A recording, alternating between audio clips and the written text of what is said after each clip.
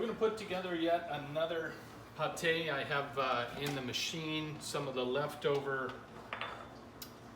force meat that we had, the mousseline force meat. This is pork and chicken, and it's equal parts pork and chicken. We're going to puree this and add to it a bunch of livers.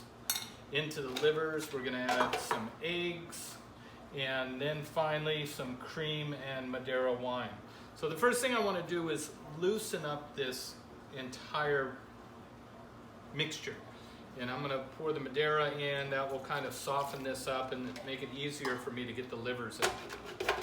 So this one's going to go on and we'll process.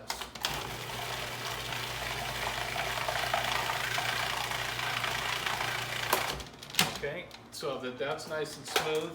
We're going to add the livers now and allow those to chop up. These have been soaked in milk for 24 hours and cleaned of whatever connective tissue I can get off.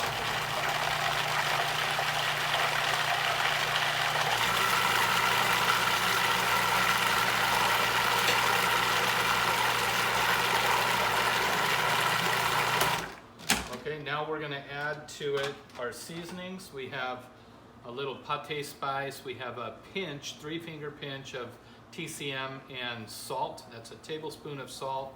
We're only seasoning enough salt for the livers themselves and the cream. We also have some black pepper on the cutting board here. So a half teaspoon of ground black pepper. We're going to put some orange zest in here too. I've added to the orange zest a little bit of sugar, just a 1/4 teaspoon, just so it's not so bitter. And then we'll process this and add the eggs.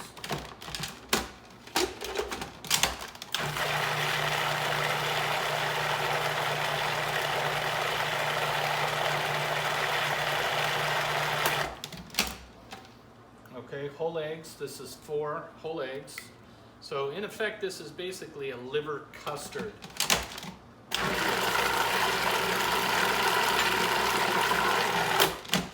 I had some extra egg yolks left over from my consomme clarification this morning, so I'm going to go ahead and add 4 egg yolks. That'll just give the custard a richer texture, a little bit more smoothness to it.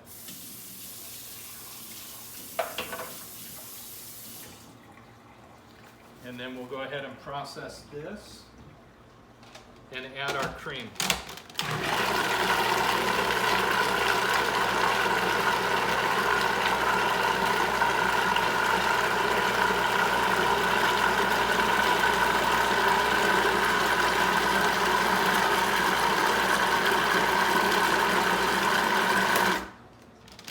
Okay, so that's pretty much it. I can make a sample to taste this. One way to do it is make a little tie of some cheesecloth, plastic wrap, and roll up a little sausage casing. But you can see it's very liquid. So a lot of chefs, you know what, they're not so squeamish, they're not so afraid. They'll just taste a little bit for salt. And that's fine. I get to taste the orange. It's raw liver. Is it going to kill me? No, it's not. But raw liver is oftentimes consumed for people who have low blood iron. Okay? Next thing I'm going to do is line the terrine mold with plastic wrap, and then we'll pour in this puree. I'll be back. So our terrine is lined. Normally it's a good idea to strain this mixture, but I don't have a strainer that is really that coarse, because I don't want to take all of the zest and everything out of here. So I'm just going to go ahead and go with it. And we're going to pour this to fill the mold. I did measure my ingredients carefully, so that fills the mold perfectly. And there may be slight imperfections in the mousse, but it'll still slice nicely, and I don't want to strain out all of the meat and everything that's in there. So I'm just going to take it for what it's worth. Okay, this one here is then going to be sealed up. I'm not going to use any herbs or anything in here because this being so liquid, it's not the easiest form to get things out of. In fact, they might sink. So then they become part of my pate. So I'm going to put that one there. And this plastic wrap barely makes it. It's also going to puff up a little bit during the cooking. So I've cut it extra long here on the ends, hopefully to alleviate some of that problem. And then if I have to put another piece of plastic on, I will. Let's see, am I going to get it to touch? Yeah. Look at that. So I pulled in the edge a little bit. It'll soften up. This is going to go into a water bath and is going to cook at 300 degrees for about an hour until the internal temperature reaches a minimum of 145. I would go a little bit higher, but recommendations are that you don't overcook the livers. So since I have some raw chicken in there, I'm going to pull it at 150 to 155. Okay, and that should do it. Then we put a lid on it, put it in a water bath, and bake. Chicken liver pate. This will come out very similar to the texture of a mousse. We're looking at the finished mousse here. I just took it out of the hot water bath, which is there. It's been in the oven just over an hour and 10 minutes. And I'm gonna get a thermometer in here and gently go through. I made a hole in the plastic with the paring knife here. Just use the tip, make a tiny little hole. That way I don't disrupt all of the mousse. You can see some areas like here a little bit different color than here.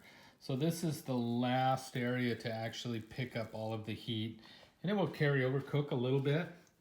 Right now we're right at 150 degrees. So for me, I think I'm gonna call it good. It'll carry over, cook probably another 5 degrees at least and get up to 160. You can see it's coming close already. So I'm gonna call it done.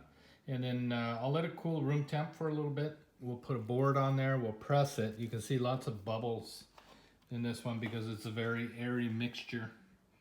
That's a mousse. So mousseline force meat. And this one is more done like a custard. So we will press it and check it tomorrow. This is our finished pate. This is the liver pate made with chicken livers, some duck livers, and a bit of force meat. So we're gonna unmold this by pulling gently.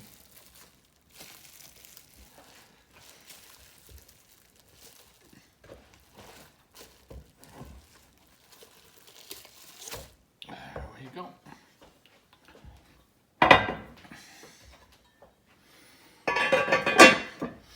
And we can put this on the board that we used for pressing. So we'll just unwrap and rotate it back. Definitely has a little bit of an orange smell to it. Okay.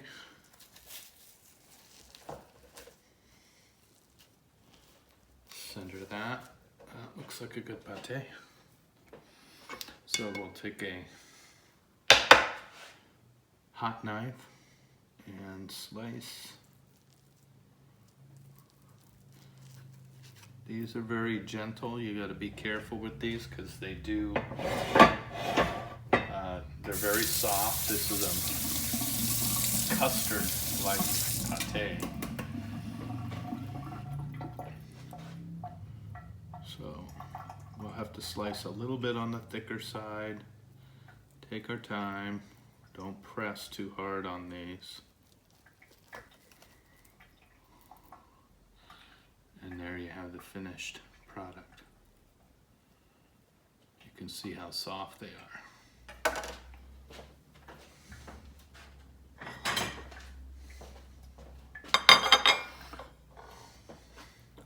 dip. Let the knife warm up. Wipe. And slice.